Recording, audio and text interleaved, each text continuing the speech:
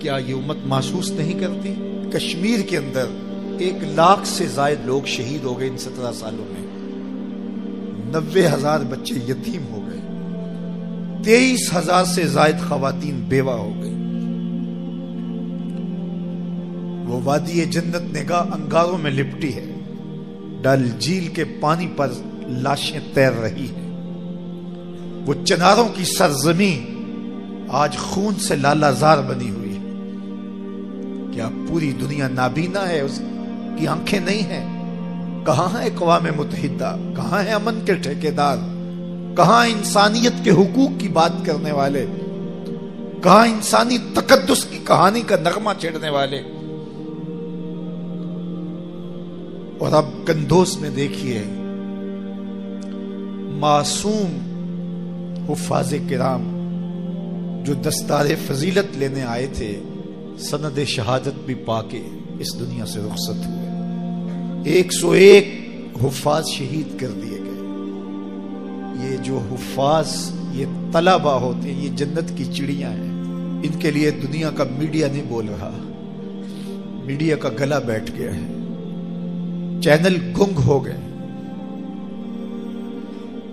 یہی حملہ کسی شراب خانے پہ ہوا ہوتا، یہی حملہ کسی اور جگہ پہ ہوا ہوتا، چیخ چیخ کے یہ لوگ آسمان سر پہ اٹھا لیتے۔ لبرل آنٹیاں ہاتھوں میں موم بتیاں لیے چوکوں پہ چراغاں کر رہی ہوتی۔ کیا ان بچوں کو ماؤں نے نہیں جنم دیا تھا؟ ان کے جسم میں دوڑنے والا کیا انسانی خون نہیں تھا؟ یہ کسی کے لخت جگر نہیں تھے؟ ان میں سے زیادہ بچے تو وہ تھے جو یتیم تھے، جن کی بیوہ مائیں اپنے حافظ قرآن بچوں کی راہیں تک رہی تھی۔ امن کے ٹھیکیدار جو بلیوں اور کتوں کے حقوق پر تنظیمیں بنائے، ان کے حقوق کی بات کرتے ہیں، آج انسانیت کا یہ لٹتا ہوا قافلہ انہیں کیوں دکھائی نہیں دیتا؟ وہ کیوں نابینا ہو گئے؟ انسانی حقوق کی تنظیمیں، یہ NGOs، یہ چیخ چیخ پہ انسانیت کا نوحہ پڑھنے والے مختلف چینلوں پہ آج کہاں مر گئے ہیں؟ ان کے سینے میں دھڑکتا ہوا دل نہیں ہے؟ اور افسوس تو یہ ہے کہ 56-57 اسلامی ملکوں کے حکمران بے حس ہو گئے، انہیں کچھ دکھائی نہیں دے رہا۔ انسانیت لٹ رہی ہے، انسانیت کا جنازہ اٹھ رہا ہے۔ یہ معصوم پرندے، یہ ننھی کلیاں، یہ حافظ قرآن بچے، یہ طلبہ، یہ اللہ کے مہمان ہیں۔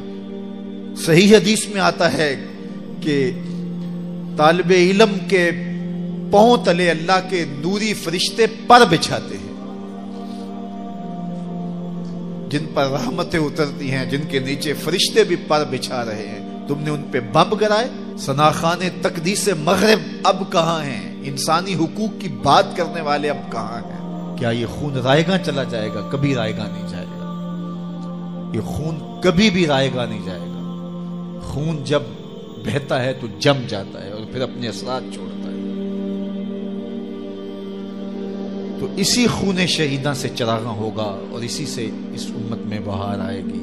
تو یہ خوش نصیب بچے جو سند فراغت پا کے اپنے گھروں کو جا رہے تھے، ان کی بیوہ مائیں ان کا انتظار کر رہی تھی، اور بیٹے جنت سدھار گئے، مائیں منتظر رہی۔ کتنے خوش نصیب لمحے ہیں، ہم بھی اس مرحلے سے گزرے۔ میں کہتا ہوں جو حافظ قرآن ہوتا ہے یا عالم دین بنتا ہے، اس کے لیے اس کی شادی پر اتنی خوشی اسے نہیں ہوتی جتنی دستار فضیلت پہ ہوتی ہے۔ جب سر پر عزت کی دستار سجتی ہے، فرشتے بھی بلائیں لے رہے ہوتے ہیں، حوریں بھی بلائیں لے رہی ہوتی۔ بد نصیبوں، تم نے کہاں تیر مارا، دل گائل کر دیا۔